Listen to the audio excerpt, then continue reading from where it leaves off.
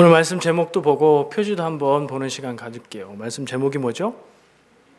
복 있는 사람, 어디서 많이 들은 말인데 시편 1편 말씀이 복 있는 사람은 이렇게 시작하죠. 그 말씀도 오늘 한번 살짝 다루게 될 거예요. 그러니까 기억해 놓으시고 표지를 한번 볼까요? 표지에 그림이 있습니다. 무슨 그림인 것 같으세요? 여자분이 앉아 있고 또 다른 분이 무릎 꿇고, 그림이 혹시 잘 안 보이실 수도 있는데 청혼 반지하는 장면은 아니고요. 잘 보시면 앞에 있는 분은 치마를 입은 것 같으나 날개가 달려 있어요. 날개 달려 있으면 뭐죠? 천사입니다. 성경에 날개 있다는 얘기는 모든 천사가 날개 있는 모습으로 나타나진 않지만 일반적으로 그렇게 생각하면서 그 그림을 그렸어요. 그러니까 날개 달린 천사가 한 여인에게 뭐라고 얘기하네요. 마리아의 수태고지, 그러니까 마리아에게 천사 가브리엘이 나타나서 너에게 성령으로 잉태가 되어서 아기가 태어날 것이다. 그 아기의 이름을 예수라 하라. 하나님께서 그 백성을 그 아기로 구원하게 할 것이다. 이런 예언을 얘기하는 그 장면이에요. 작가가 누구라고 되어 있죠? 레오나르도 다빈치, 유명한 사람. 검색을 하니까 그림이 굉장히 많아요. 근데 그 중에 제일 유명한 사람 걸로 골라봤습니다. 뒤에 있는 거 못 읽겠습니다. 뭐라고 써 있는데 뭘까요? 그 장면에 대한 제목이겠죠. 이 장면이 오늘 우리가 말씀 가운데 함께 나누게 될 배경이 되는 그런 내용의 장면입니다. 그 장면을 그림을 머릿속에 그리시고, 주보 표지에 있는 그림은 근데 조금 이때 상황하고는 다른 것 같아요. 유럽의 한 궁중 같은 정원 같은 데를 배경으로 하고 있는데 그런 데는 아니었을 것 같아요. 마리아 앞에 천사가 나타나서, 지금 이 마리아는 약혼을 한 상태잖아요. 천사가 나타나서 근데 성령으로 잉태해서 아기를 낳을 거다 이렇게 얘기해서 마리아가 깜짝 놀라면서 대답을 하고 있는 그런 장면입니다. 아베 마리아라는 말 들어보셨죠? 뭔지 아시는 분들도 계실 것 같은데 저는 사실은 몰랐었어요. 오늘 말씀을 준비하면서 마리아 생각하다가 아베 마리아라고 노래를 많이 하던데 그 뭐지? 하고 찾아봤어요. 혹시 모르는 분들 계실까 봐 제가 간단하게 소개를 해볼게요. 아베 마리아는 카톨릭에서 우리말로 성모송이라고 이야기하는 기도문의 제목이라고 해요. 그리고 그 기도문에 곡을 붙여서 노래로 하기도 하는 거죠. 그래서 고전 음악 가운데 여러 유명한 그 작곡가들이 곡을 붙였고, 그 중에 슈베르트의 아베 마리아가 가장 유명하다고 그러네요. 홈페이지 게시판에 보시면 제가 유튜브에서 동영상을 조수미 씨의 노래로 된 것을 올렸어요. 그리고 거기 보시면 제가 지금은 얘기 안 해드리는데 어떤 사연도 있어요. 감동이 더 되는 사연이 있으니까 한번 보시기를 추천하고요. 그 동영상은 제가 이렇게 찾아낸 거고요. 그 동영상을 찾기 전에 저에게 떠올랐던 아베 마리아 혹은 마리아라는 노래가 있었어요. 여러분들은 저하고 세대가 어떤지 몰라서 그래 하고 생각나실 수도 있어요. 미녀는 괴로워 아세요? 김아중 씨가 주연을 했던 영화, 거기에서 마리아라는 제목의 노래를 불러서 굉장히 히트했었어요. 생각나세요? 제가 부를 수는 없습니다. 또 있어요. 좀 더 오래된 것 같은데 천국의 계단이라는 드라마 있죠. 최지우 씨 나오시고 권상우 씨 나오고 거기에 신현준 씨도 나왔던 것 같고, 거기에서 권상우 씨가 막 뛰어가면서 화면이 막 돌면서 계속 아베 마리아만 얘기했던 그런 영상도 떠오르더라고요. 근데 그것들은 사실은 정작 진짜 아베 마리아하고는 별로 관계가 없는 그런 거라고 그래요. 먼저 떠오르더라고요. 이 아베 마리아라는 말의 의미 자체는 안녕하세요 마리아님 혹은 축하합니다 마리아요, 이렇게 번역할 수 있는 라틴어 말이래요. 그리고 그 말은 성경에, 라틴어 성경에 누가복음 1장 28절에 천사 가브리엘이 마리아를 만날 때 건네던 첫 번째 축복의 인사말이래요. 그 말을 가지고 마리아에 대한 그런 기도문을 만들었고, 그것을 카톨릭에서는 기도로 사용을 하고 노래로도 만들어서 한다고 해요. 근데 마리아에 대한 얘기를 아베 마리아 노래로 시작을 했는데 교회에서는 마리아에 대한 설교를 들어보셨어요? 성경에 마리아가 여러 명 있죠. 그래서 각각의 마리아들이 있는데 다른 사람이에요. 이름만 같아요. 오히려 예수님의 어머니 마리아보다 다른 마리아들에 대한 얘기를 많이 들었던 것 같아요. 저도 그래요. 근데 가톨릭에서는 마리아가 굉장히 중요한 분이에요. 어느 정도로 중요하죠? 기도할 때 마리아에게 기도해요. 그러니까 마리아의 이름으로 기도하고 그런 건 아닌데 마리아가 기도해서 그 기도를 예수님 하나님께 전해주기를 바라는 마음으로, 그러니까 기도의 중보자로 마리아를 귀하게 생각해요. 그런 이유가 있죠. 예수님의 어머니니까. 그리고 교리상으로 카톨릭은 예수님의 생모, 육신의 어머니니 마리아를 뭐라고 부르냐? 테오토코스라고 하나님의 어머니라고 불러요. 하나님의 어머니가 어디 있어요? 그 말이 돼요? 논리적으로 말이 안 되는데 예수님이 곧 하나님이잖아요. 삼위일체에 의해서. 그러니까 그 예수님의 어머니이기 때문에 하나님의 어머니다. 이렇게 교리가 진행이 되는 거예요. 뭐 그거는 납득이 되지만 쉽사리 받아들이기는 좀 개신교 정서하고는 좀 다른 것 같아요. 얘기가 나온 김에 마리아에 대한 카톨릭의 교리를 좀 더 소개를 해보겠습니다. 첫 번째는 마리아를 하나님의 어머니라고 부른다는 거죠. 근데 그게 그냥 어떤 성당에서만 그러는 게 아니라 413년 에베소 공의회에서, 그러니까 교회의 공동회의에서 이걸 교리로 발표를 한 거예요. 가톨릭에서는 교리로 딱 발표하면 그것은 그냥 다 그렇게 믿는 걸로 알고 있어요. 성당 다니는 분들에게는 자세하게는 그분들에게 물어보세요. 제가 가톨릭의 신앙을 잘 알지는 못합니다. 그냥 배워서 아는 거예요. 두 번째는 예수님의 잉태가 성령으로 잉태되었다. 다른 말로 얘기하면 사랑의 행위를 통해서 남성과의 관계를 통해서 임신된 그런 잉태가 아니라 처녀의 몸으로 성령에게 잉태되었다. 간단한 말로 뭐라고 얘기하죠? 동정녀 잉태, 동정녀 탄생이라고 얘기하죠. 이거 역시 가톨릭의 교리입니다. 이거는 뭐 성경에도 그렇게 기록되어 있고 개신교 교회에서도 공히 그렇게 믿고 인정하고 있는 사실이에요. 이건 공유하고 있는 거네요. 또 한 가지, 성모 승천 교리가 있습니다. 성모는 마리아를 얘기하는 거예요. 그리고 승천은요, 하늘로 올라갔다는 거잖아요. 마리아가 지상에서의 삶을 다 마치고 죽은 후에 그의 영혼만 하늘로 간 것이 아니라 마리아는 하나님의 어머니라고 부를 만큼 특별하기 때문에 그 육신도 역시 하늘로 올려갔다라고 성경에는 없지만 그렇게 믿고 있다는 거죠. 가톨릭의 사람들은. 또 두 개가 남았어요. 네 번째는 원죄 없는 잉태를 얘기한대요.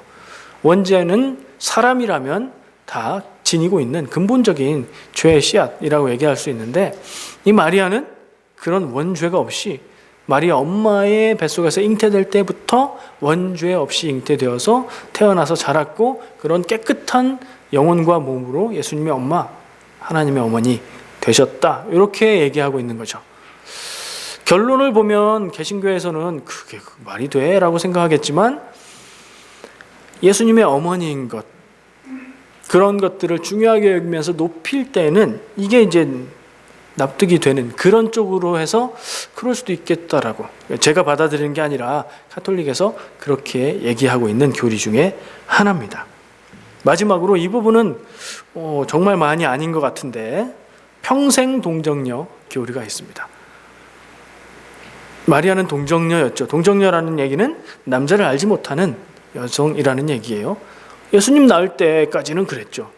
근데 예수님 낳은 후에는요, 평생 동정녀였대요. 가톨릭 교리로는. 잘 모르겠어요. 어떤 의미로 그런 교리를 가지고 고백을 하는지 제가 정확하게 모르겠습니다만은 그 말 자체만 가지고 생각해 보면 개신교에서 받아들이기 어렵고 성경적으로도 좀 말이 안 됩니다. 왜냐하면 성경에 기록되기를 마태복음 1장 25절에 예수님을 잉태하고 이 아들을 낳기까지는 동침하지 않았다. 기록이 있어요. 그 말은 무슨 얘기예요? 아들을 낳은 후에는 동침했다는 얘기잖아요. 그리고 성경 말씀에 보면 예수님의 동생들 얘기가 나와요. 예수님의 동생들이 버젓이 있는데 무슨 의미로 그런 교리를 정했는지 잘 모르니까 가톨릭은 그렇대더라 까지만, 우리 생각에서는 이런 것 같다 까지만 얘기하겠습니다.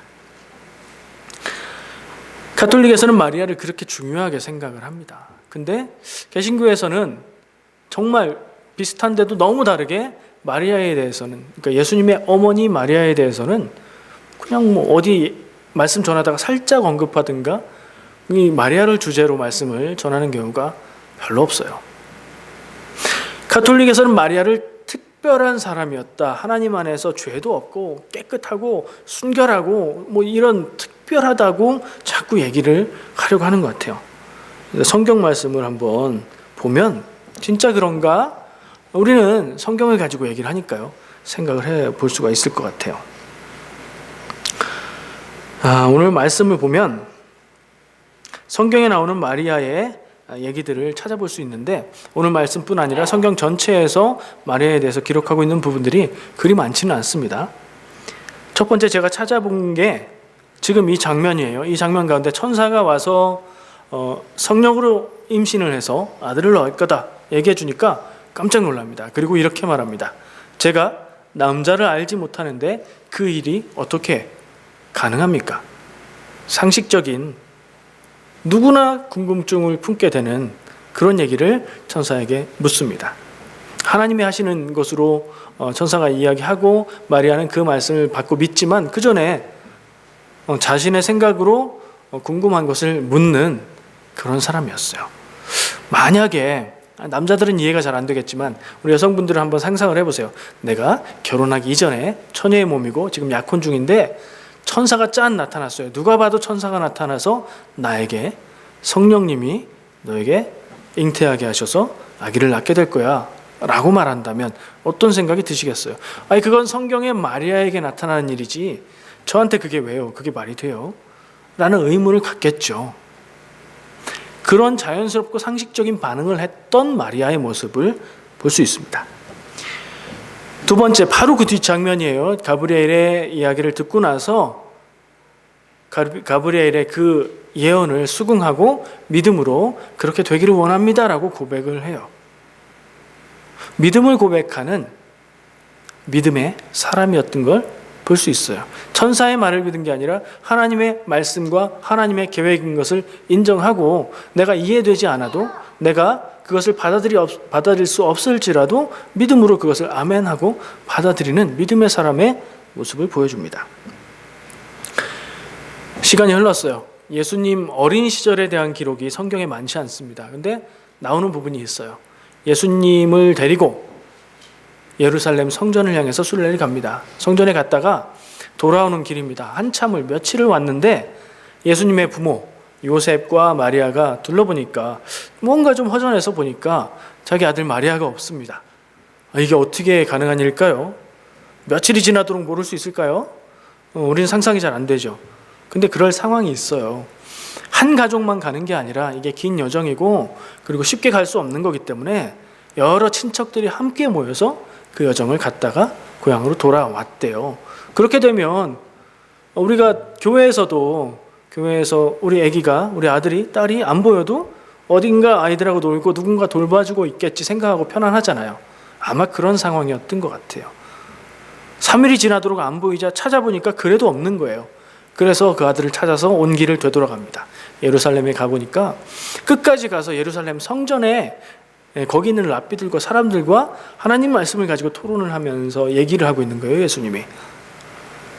여러분들 같으면 어떻게 하시겠습니까? 엄마들, 아들이 3일 동안 없어졌는데 찾아서 가보니까 엄마하고 울고 막 이렇게 하는 것도 아니고 태연하게 거기서 사람들하고 어른들하고 얘기하고 그러고 있어요.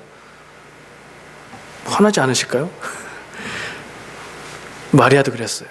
그래서 뭐라고 얘기해요? 왜 이렇게 우리를 걱정시키느냐라면서 예수님을 혼냅니다. 자녀를 혼내는 엄마, 보통 엄마죠. 보통 엄마예요.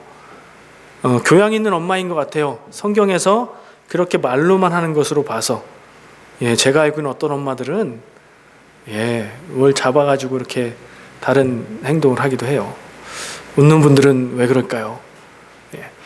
그럴 수도 있는데 그 정도는 아닌 교양 있는 엄마 정도? 보통 좋은 엄마 정도 되는 것 같아요. 마가복음 3장 21절에 보면 예수님이 말씀을 전하고 계시는데, 사람들에게 말씀 전하시는데 가족들이 찾아왔다는 얘기를 사람들이 와서 해줘요. 그러면서 예수님이 내 가족이 누구냐? 하나님의 말씀을 따라서 말씀대로 행하는 사람이 내 가족이다. 그런 장면 기억나시죠? 그때 그 가족들이 왜 왔는지 아세요? 성경 말씀에 설명을 하고 있는데 예수가 미쳤다 하는 말을 듣고 그게 걱정돼서 온 거예요. 예수님이 사역하고 말씀 전하고 이적을 일으키고 그러니까 다 모르는 사람들은 예수님을 높이 보고 하나님의 역사라고 찬양을 하는데, 예수님을 아는 사람들, 동네 사람들 뭐 이런 사람들이 미쳤다고 소문을 낸 거예요. 그 얘기 알아? 하면서 마리아에게 전해졌는데, 당신 아들 예수가 지금 미쳐가지고 사람들 모아놓고 하나님 말씀이라고 얘기를 하고 막 그러고 있어. 그 얘기를 듣고 온 가족들이 나서서 아들 잡으러 온 거예요. 아들이 미쳤다는 얘기를 듣고 장성한 아들을 걱정이 돼서 이렇게 찾아 나서는 그런 엄마의 모습을 볼 수 있습니다. 예수님이 십자가에서 죽으실 때 그 가까이에 이 어머니 마리아는 자리에 있었죠. 예수님이 부활하시던 새벽, 예수님이 살아나신 건 모르고 여인들이 예수님의 장례를 위해서 향품을 준비해가지고 예수님의 무덤으로 갑니다. 그 가는 길에도 있었습니다. 자기 아들이 죽어가는 모습을 깨어서 맨정신으로 바라보고 죽은 아들의 장례를 위해서 그 무덤을 찾아가는 어머니, 그 마음이 상상이 되십니까? 보통 연약한 사람들 같으면 자리에 알아 누웠을 거예요. 일어나지 못했을 겁니다. 굉장히 강인한 면모도 있었던 그런 어머니라는 생각이 들어요. 결국에 예수님을 태중에 잉태하고 낳아서 키우고 함께 살아갔던 그 어머니는 우리 곁에 있는, 그리고 우리 어머니 같은 그런 보통 사람이었다고 보는 게 제가 내린 결론입니다. 가톨릭에서 보고 얘기하는 것과는 좀 다르죠. 가톨릭에서는 제가 이 요약에 마리아 숭배라고 적어놨죠. 두 번째 타이틀을. 가톨릭에서는 숭배라고 하지 않아요. 숭배는 어디에 갖다 붙이는 거예요? 우상 숭배에 붙이잖아요. 그래서 개신교의 입장에서 볼 때 가톨릭은 너무 마리아를 심하게 높인다, 숭배하는 거다, 우리는 그거 인정 못한다는 뜻에서 마리아 숭배라고 얘기하죠. 가톨릭에서는 숭배라고 얘기 안 할 거예요. 우리가 보기에는 마리아에게 기도하는 게 말이 안 되고, 마리아가 하나님이니 신이니 이렇게 얘기할 수 있지만 가톨릭에서는 하나님 아니고 그냥 중보자로 마리아에게 기도하는 거라고 얘기를 한대요. 입장이 이렇게 다릅니다. 가톨릭은 그렇게 마리아를 높여서 보고 이야기하지만 우리는 이렇게 보통 어머니 정도, 예수님의 어머니였다는 점이 특별한 점일 뿐 그냥 보통 어머니였던 것으로 생각을 해요. 그래서 특별히 그녀에 대해서 말씀을 전하지도 않고, 보니까 예수님 어머니 마리아에 대한 성경 기록들이 많지도 않아요. 오늘 성경 본문으로 읽은 장면을 보면 마리아가 무슨 말을 하는 장면이에요. 그 부분을 마리아 찬가라고 얘기해요. 마리아가 시의 형태로, 노래의 형태로 무슨 얘기를 합니다. 근데 그 앞부분은 엘리사벳이라는 분이 또 이 태중에 예수님을, 마리아 태중에 있는 예수님을 향해서 복되다고, 내가 복 있다고 막 그렇게 노래를 해요. 지금 엘리사벳과 예수님의 어머니 마리아가 만났어요. 그리고 엘리사벳의 태중에는 세례 요한이 아기로 잉태되어 있죠. 시간차가 좀 있습니다. 세례 요한이 조금 먼저 태어나요. 그리고 둘은 친척 관계예요. 천사가 알려줬어요. 마리아에게 얘기해 주면서 너의 친족 엘리사벳도 지금 임신을 해서 있는 중이다. 그 얘기를 듣고 엘리사벳을 찾아가서 만나고 지금 이 장면에서처럼 서로 성령의 감동에 힘입어서 성령이 감동된 상태로 입을 열어서 말을 한 거예요. 이걸 뭐라고 하냐면 예언한다고 합니다. 미래의 일을 얘기하는 것만 예언이 아니라 내 의지, 내 뜻이 아니라 하나님이 사람을 사로잡으셔서 하나님이 그 사람으로 하여금 말하게 하는 내용의 말을 예언한다라고 성경에서는 기록하고 있는 걸 봐요. 그래서 오늘 읽은 본문 말씀이 한번 다시 주보의 순서 밑에 있는 내용을 보시면 마리아가 이르되 내 영혼이 주를 찬양하며 내 마음이 하나님 내 구주를 기뻐하였음은 그의 여종의 비천함을 돌보셨습니다. 보라 이제 후로는 만세의 날을 복이 있다 일컬으리로다. 조금 민망해요. 자기 입으로 보라 이제 후세에 만세토록 나를 복이 있다 말할 거다 라는 말이 조금 민망하죠. 근데 성령님의 붙들림을 통해서 말하는 거예요. 그래서 이게 민망하지 않은 거예요. 마리아가 이렇게 지금 얘기를 하고 있는 장면입니다. 그러면서 그 구절 중에 내가 하나님을 기뻐하고 감사하고 찬양하는 이유는 여종의 비천함을 돌보셨다. 이렇게 기록하고 있죠. 그 노래 가운데 이렇게 얘기하고 있는 거예요. 여종은 자기예요. 자기의 비천함을 하나님께서 돌보셨다. 그래서 하나님께 영광 돌리며 찬양한다. 비천함을 돌보셨음의 내용이 뭐예요? 사람들을 구원할 구세주 하나님의 독생자 아들 예수 그리스도를 내 태에 잉태하게 하셔서 그런 복을 나에게 주셨다. 그런 내용이고 나는 어떤 사람이냐? 비천한 사람이기 때문에 이게 감사하고 영광이 되고 하나님께 영광 돌린다. 이런 얘기를 지금 하고 있는 겁니다. 근데 마리아의 이 비천함이 뭔지에 대해서 성경은 얘기하고 있지 않죠. 오히려 지금 마리아와 만나서 대화하고 있는 엘리사벳이 비천함이라면 비천한 형편에 놓여 있어요. 왜냐하면 나이가 많도록 자식이 없었어요. 그런 가운데에 사가랴와 엘리사벳에게 천사가 나타나서 사가랴에게 나타나서 제사장인데 예언해 주시고 그 예언을 통해서 요한이 잉태돼서 지금 낳는 거거든요. 떠오르는 어떤 사람이 있죠. 사무엘을 낳았던 어머니 안나 역시 자녀를 낳지 못해서 슬픔과 비통함 가운데 있다가 기도하고 응답을 받고 사무엘을 낳게 된 거였잖아요. 그런 사정의 비슷함을 보면서 성경 연구하는 사람들 혹시 이 부분이 마리아 노래가 아니라 엘리사벳이 계속 얘기하는 건데 번역이 조금 다르게 돼서 마리아 거로 간 거 아닌가 뭐 이렇게 생각도 해요. 비천함 때문에. 근데 성경이 그렇게 마음대로 보면 우리가 그런 권리는 없잖아요. 이 비천함은 마리아가 얘기한 것으로 보는 게 성경을 그대로 보는 거라고 저는 생각하고요. 그렇게 볼 때 마리아가 스스로 비천함이라고 얘기하는 거 우리가 알 수는 없지만 생각해 보면 내가 하나님의 세상을 구원할 구세주를 잉태해서 낳고 키우게 될 그런 사람이 내가 아닌데, 그런 자격이 있는 사람이 아닌데 하나님이 그런 영광을 나에게 주셨습니다 라는 얘기 정도로 우리가 해석을 하면 무난할 거라고 생각을 해요. 동감하십니까? 동의하세요? 그러면 또 이런 생각을 할 수 있습니다. 스스로 하나님이 선택한 민족, 선민, 구원의 백성이라고 얘기하는 사람들이 있죠. 유대인들이요. 주이시들. 그 사람들은 왜 하나님의 백성이 됐을까요? 왜 하나님이 그들을 선택하셨을까요? 성경을 보면 잘 못 찾겠어요. 그들이 특별해서도 아니고 그냥 아브라함의 자손이었기 때문이에요. 아브라함을 부르셔서 그 아브라함의 자손으로 민족을 이루게 하셨으니까요. 그렇죠? 어쩌면 이스라엘의 성경 말씀에 기록되어 있는 얘기들과 모습들을 볼 때 정말 참 별로 수준 이하, 수준이 떨어져. 그래서 하나님이 고르신 건 아닌가 하는 생각도 들어요. 혹은 비천하기 때문에 고른 게 아닌가 하는 생각도 들어요. 이스라엘 백성이 훌륭해서 하나님이 선택하신 거 그건 아닌 것 같아요. 그럼에도 불구하고 하나님이 그들을 선택하셨기 때문에 성경에는 다른 나라의 역사가 아닌 이스라엘 사람들의 역사, 그들의 역사를 통해서 하나님이 일하신 것을 보여주고요.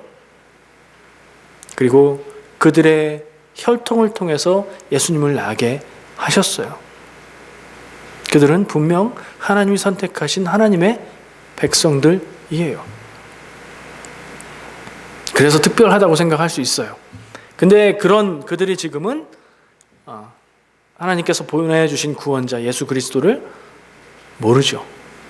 아는 유대인 기독교인들도 일부 있습니다. 하지만 그 비율은 지극히 낮아요. 대체로의 유대인들은, 그리고 유대교는 메시아를 대망하고 있는 예수님 당시의 유대교에서 크게 벗어나지 않고 있습니다. 그럼 이스라엘의 특별함은 뭐였을까요? 딱 하나입니다. 하나님이 선택하신 것, 그게 이스라엘의 특별함이에요. 하나님의 선택이기 때문에 그 선택이 특별한 거고요. 마리아 역시 하나님이 그녀를 선택했기 때문에 특별한 거죠. 우리는 어떻습니까? 나는 어떻습니까? 이 부분이 제일 중요한 파트예요. 말씀을 듣고 말씀을 적용하는데 나와 관계가 없다면 아무 의미가 없습니다. 나는 하나님과 무슨 관계가 있는가? 나도 하나님이 선택한 어떤 선택 안에 들어있는 사람인가? 어떻게 생각하십니까? 이렇게 물어볼까요? 여러분이 교회를 선택해서, 하나님을 선택해서 예수를 그리스도로 믿기로 선택해서 믿고 계십니까? 아니면 하나님의 사랑이 나를 선택하셨기로 예수 그리스도의 구세주 되심과 그의 피로 우리의 죄가 용서받음을 믿는 믿음이 우리에게 허락된 겁니까?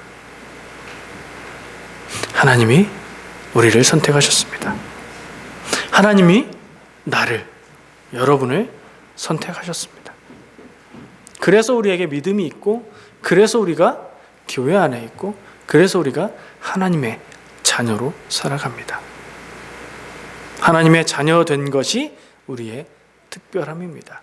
마리아처럼 내가 내 삶을 아무리 돌아보아도, 내 모습을 아무리 살펴보아도 하나님 앞에 귀하게 여겨지고 하나님의 기쁨이 될 구석이 발견하기가 참 어렵습니다.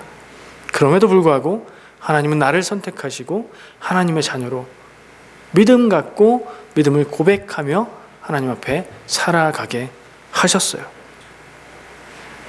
거기에 우리 크리스천의 정체성이 있습니다. 성경이 말하는, 그리고 우리가 고백하는 나는 어떤 사람인가? 딱 두 가지예요. 죄인입니다. 그리고 하나님의 사랑하시는 존귀한 사람입니다. 이 두 가지를 하나만 가지면 안 되고 두 가지를 꼭 기억하고 말할 수 있어야 합니다. 우리의 존재, 우리의 상태 자체는 죄인이에요. 하나님 앞에 나아갈 것도 없이 내가 내 자신을 돌아보아도 수시로 거짓말하고 수시로 남을 미워하고 겉으로 드러나는 죄가 있든 없든 우리의 마음속에는 죄가 한가득. 그래서 죄인입니다. 원죄 때문에 그렇든지 무엇 때문에 그렇든지 내 안에 죄가 있다는 것을 우리는 부인할 수가 없습니다. 그래서 하나님 앞에 하나님의 자녀가 돼서 구원받기에, 그것을 감당하기에 너무 민망한 비천한 상태의 존재이지요. 그런데 하나님은 그런 우리를, 그런 인간을 위해서 독생자 예수 그리스도를 십자가에서 죽게 하셨습니다. 아들을 생각한다면, 교리상의 문제들을 다 떼놓고 하나님의 아들 예수로 생각해 본다면, 저는 그런 생각을 가끔 해보는데요. 아버지가 어떤 일 때문에 죽음을 당해야 하는데 내가 죽는 게 더 슬프고 두려울까요? 내 사랑하는 아들을 죽게 하는 게 더 아플까요? 어머니도 마찬가지로. 부모의 마음은 어떻겠어요? 자식을 내어주는 게 더 큰 사랑이라고 당연히 생각됩니다. 그런 예수님을 우리의 영혼 구원을 위해서, 생명 구원을 위해서 십자가에 죽게, 인간의 육신을 입고 그 고통을 당하게 그렇게 내어주신 하나님의 사랑, 정말 우리가 감당할 수가 없습니다. 내 모습을 바라볼 때는요. 그럼에도 불구하고 우리가 정말 귀하고 특별한 존재, 예수님 말씀에 온 천하보다 귀한 존재라고 얘기할 수 있는 이유는 하나님께서 그런 특별한 사랑으로 나를 사랑하셨다는 그 사실 때문입니다. 여러분, 그 사랑이 느껴지십니까? 오늘 말씀을 마리아에게서 시작을 했어요. 마리아에게 그런 영광을 주신 하나님. 근데 마리아 생각을 해보니까 모든 사람들이 하나님 앞에 죄인인데 하나님이 사랑하시고 모든 사람을 위해서 예수 그리스도를 십자가에 죽게 하신 것, 그보다 큰 사랑을 상상할 수 없다는 생각을 합니다. 우리가 그런 세상에서 가장 크고 가장 귀한 하나님의 가장 큰 사랑을 받고 있다는 것, 그것만으로 우리가 존귀하고 귀하고 특별한 거죠. 그것을 기억할 때 우리가 우리 모습이 비천하다고 이야기할 수 있을 겁니다. 그리고 그 사실에 의지해서 우리가 하나님 앞에서 온전한 하나님의 자녀로 살아갈 수 있음을 고백합니다. 내 능력으로가 아닌 하나님의 사람을 변화시키는 능력으로요. 자, 이제 마지막 결론 얘기해 보겠습니다. 말씀의 제목을 복 있는 사람이라고 시작을 했습니다. 그래서 시편 1편 말씀을 기억을 했었죠. 제가 한번 읽어볼게요. 복 있는 사람은 악인들의 꾀를 따르지 아니하며 죄인들의 길에 서지 아니하며 오만한 자들의 자리에 앉지 아니하고 오직 여호와의 율법을 즐거워하여 그의 율법을 주야로 묵상하는도다. 익숙한 말씀이에요. 그리고 암송하는 분들도 많을 걸로 알고 있습니다. 이 말씀은 이렇게 읽어집니다. 복 있는 사람은 어떤 사람이냐? 악인의 꾀를 따르지 않고 죄인의 길에 서지 않고 오만한 자의 자리에 앉지 않고 이렇게 훌륭하게 믿음으로 하나님 안에서 온전히 살아가는 성도, 그들이 복 있는 사람이다 라는 말로 읽히죠. 여기만 보면. 근데 오늘 마리아가 하나님의 영광의 복을 입은 사람, 스스로 비천한 사람이라고 말할 만큼 하나님이 사랑하시고 선택하신 복을 준 사람이라고 생각하고, 또 연결해서 내가 하나님 안에서 복이 있는 사람이다, 하나님이 나를 선택하셔서 구원해 주셨다, 그 사랑 안에 있다는 생각을 해볼 때 이렇게 읽을 수도 있습니다.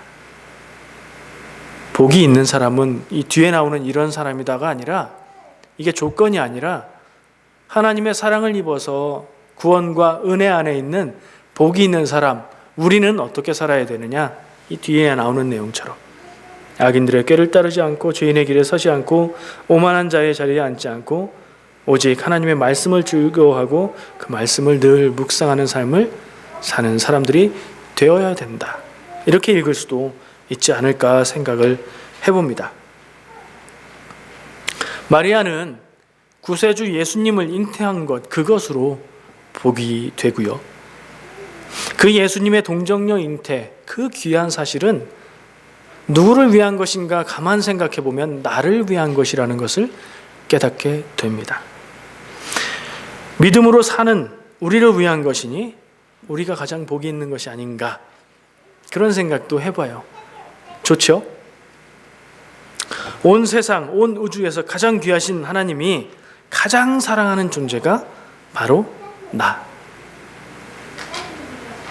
그것이 우리에게 큰 복이 되는 줄 믿고 그 하나님의 사랑에 힘입어서 우리는 시편에서 얘기한 그런 복된 삶을 살아갈 능력이 있고 그렇게 살아가게 될 줄로 믿습니다. 기도하겠습니다. 나를 사랑하사 구원받은